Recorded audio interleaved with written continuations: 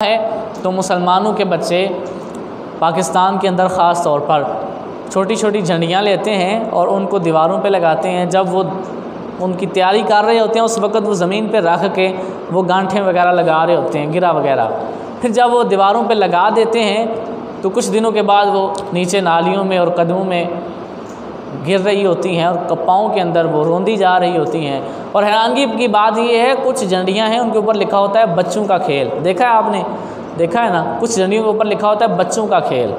तो यार ये पाकिस्तान का परचम है, ये इतनी सी चीज़ के ऊपर भी बना दो तो पाकिस्तान का परचम है, और आलीशान कपड़े के ऊपर परचम बना दो फिर भी वो परचम है।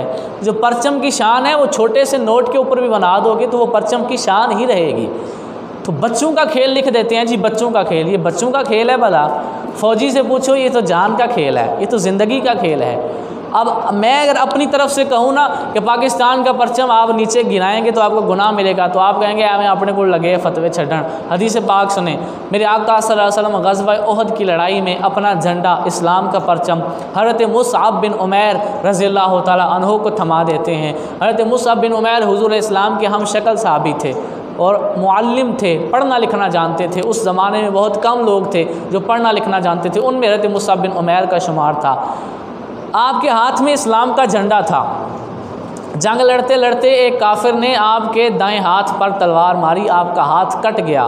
आपने झंडा नीचे नहीं गिरने दिया, जल्दी से दूसरे हाथ में इस्लाम का परचम थाम लिया।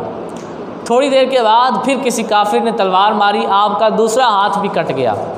हज़रत मुसअब बिन उमैर ने इस्लाम का परचम नीचे नहीं गिरने दिया, बल्कि वो जो दोनों बाजू थोड़े थोड़े बचे थे उनको साथ मिलाया और अपने पेट के साथ लगाकर इस्लाम के परचम को थाम लिया, गिरने नहीं दिया। अब जंग का मैदान था, एक बंदे के दोनों बाजू ही नहीं रहे, वो तलवार ही नहीं चला सकता, तो फिर अगला मरहला क्या है?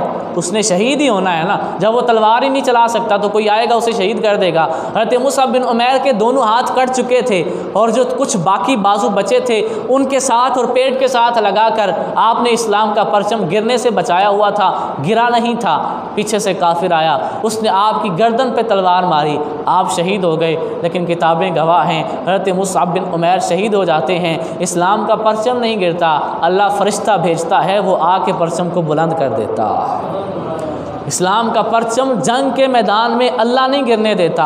हज़रत मुसअब बिन उमैर की शहादत के वक़्त जब आपके जिस्म से जान निकल रही थी तो फरिश्ता आ चुका था, उसने परचम थाम लिया था, परचम नीचे नहीं गिरा। मैं आपसे पूछता हूँ, आप जानते हैं मदीना तैयबा की तर्ज पर पाकिस्तान की हुकूमत कायम हुई थी। पाकिस्तान की मदीना तैयबा के साथ एक खसूसी निस्बत है।